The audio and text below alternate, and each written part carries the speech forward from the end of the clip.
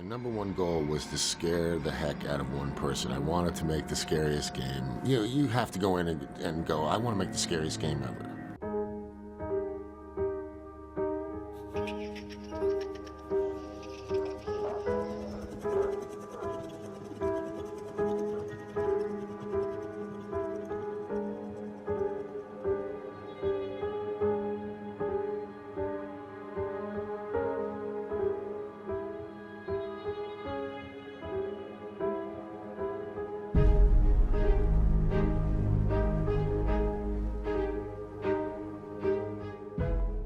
Dead Space is the first game on this channel that has actually tested my ability to review a game, not due to any lack of inspiration, but rather because of my expectations. I love horror games, specifically when they can fulfill the scare factor. Dead Space is often held on a pedestal as one of the greatest within the genre, which is a tall order. Some of my personal favourite titles that have helped forge my opinions on what a good horror experience should be includes the likes of Outlast, Soma, Layers of Fear, and of course the classics like Amnesia: The Dark Descent. So when it was time to play the Dead Space remake for the first time, I ran into some early criticisms during my first 3 hours of playtime. The reason for bringing up those other horror titles is that they all share two key gameplay components to make them scary, that being the first person camera angle and the lack of self-defense. Being that Dead Space not only took inspiration but was released during a similar time to the likes of Resident Evil, the common formula for horror games at the time was that they were in third person and had the ability to defend yourself with weaponry,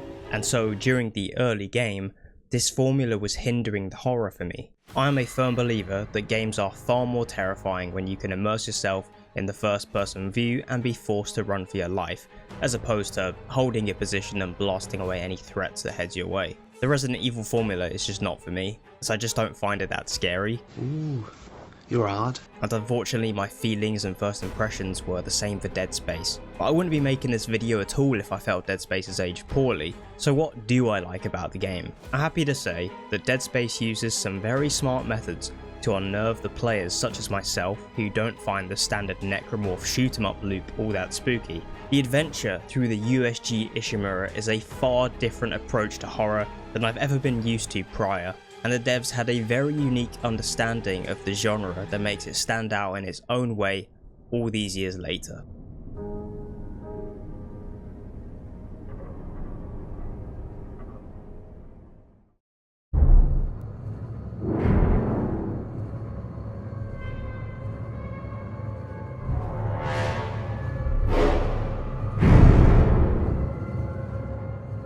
So, most of the Dead Space gameplay loop involves you making quadriplegics out of any necromorph that bursts through a vent, and for what it's worth, the choices of weaponry, upgrades, alt fires, and escalating power of Isaac's inventory does prove to be a satisfying but fun experience. If anything, making a horror shooter that's this fun is one hell of an achievement, but admittedly, it can often feel like a shooter first and a horror second. So how does the game flip this vibe on the player? Midway through the story, you are introduced to the Hunter.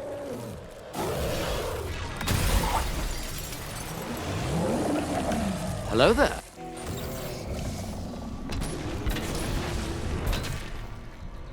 I'm locked in. Up until this point, every form of necromorph has been vulnerable to your attacks, so the threat is alleviated depending on how quickly you are dispatching the enemy.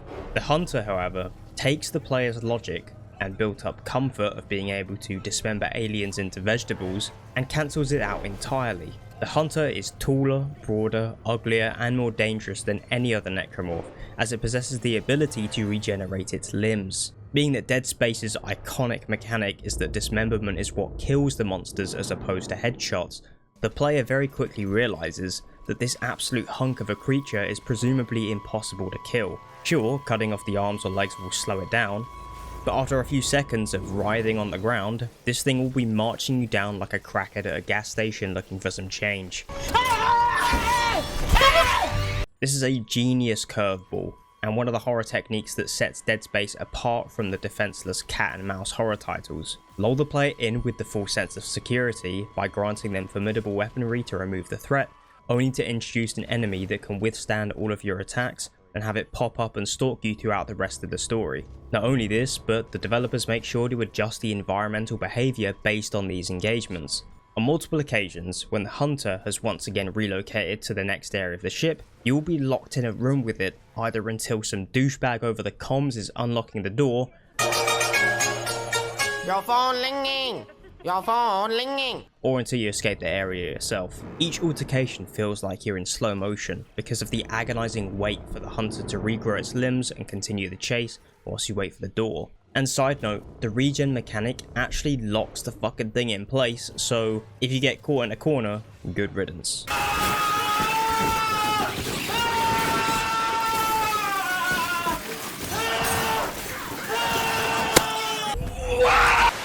I'm very thankful that the hunter makes a multitude of appearances past the first, as to me, it's the most terrifying type of necromorph in the story. So from my point of view, it can act as the game's big bad or even a secondary henchman of the infection, popping up seemingly anywhere on the Ishimura to give you an intense sequence. This enemy design is ultimately successful due to the shooter formula overwriting the terror early on, and is what I consider to be the primary example of Dead Space understanding horror differently than most titles.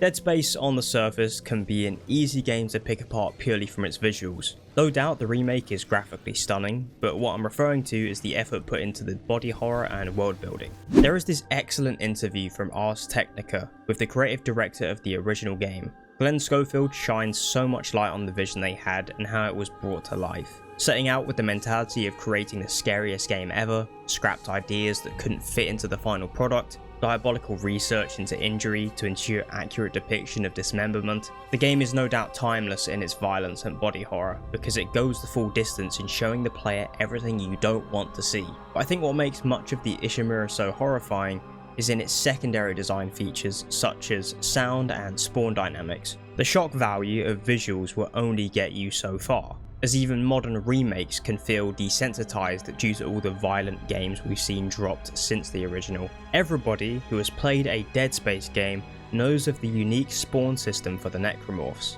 and if you don't, I'll let Glenn do the explaining. If we had a vent here and a vent here, depending on where the character was, is where the enemy came out. So what we were trying to do in many cases was the enemy would come out of vent and we go, oh shoot, back up. That starts another enemy coming out of the other vent. Just by innovating a little bit on the way spawn points are, you can really get something special.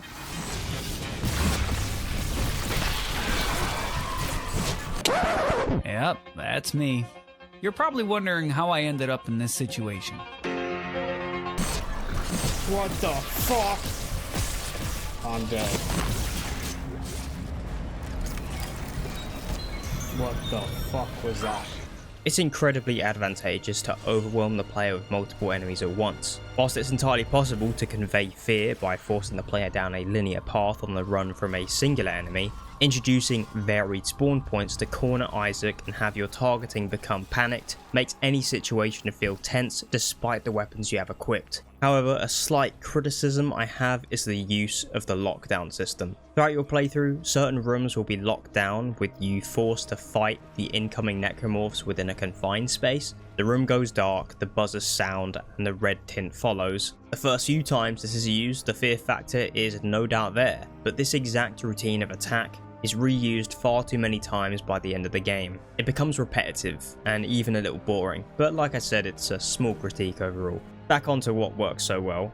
Dead Space has some of the greatest sound design of any horror game, and this comes with great intention as stated by Glenn. When you fully immerse yourself, I'm talking volume up, middle of the night, with the lights off, playing with no company, the simple use of ambience is enough to make the hairs on my arms stand up. So much is done with so little. Sure, the idea of being stranded in the depths of space in a claustrophobic, damaged ship filled to the brim with monsters is a haunting idea, but when you present an open space for which enemies could be lurking, and instead fill that emptiness with all sorts of unnatural sounds, the environment itself becomes a tool to scare the player.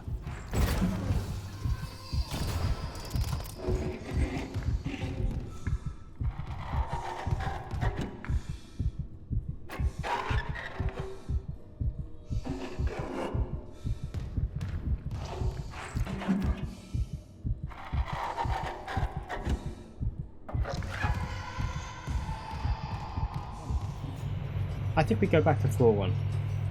I think that is the smart thing to do, and maybe get some resource.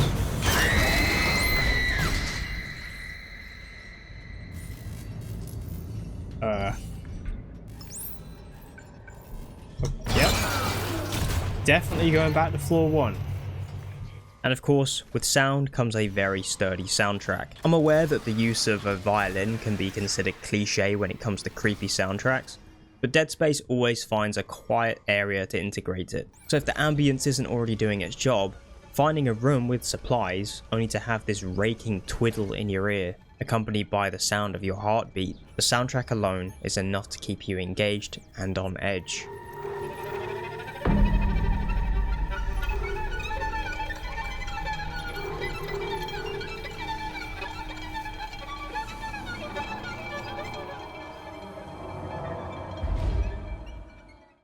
Dead Space has a very particular understanding of horror.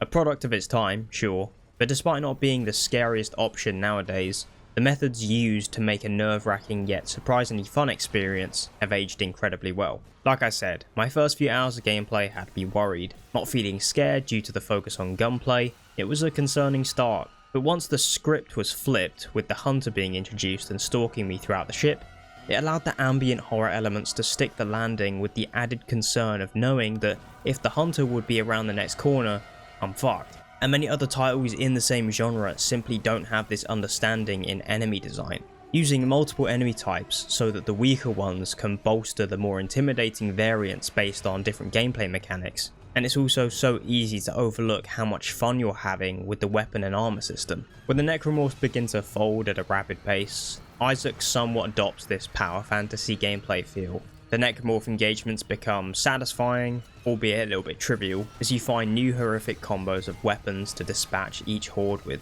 New Game Plus is rarely a concept that feels inviting in a horror setting, but Dead Space just gets it. A one-of-a-kind understanding on how to make a terrifying setting and premise, but with the replayability and enjoyable combat only a fully focused third-person shooter should be capable of achieving. If you have enjoyed today's video, please feel free to support the channel by dropping a like and a sub. I really appreciate the support in trying to get this channel to 1,000 subs ASAP. We do all sorts of video game essays over here. Anyway, I hope you guys enjoyed, and I'll see you guys in the next one. Take care.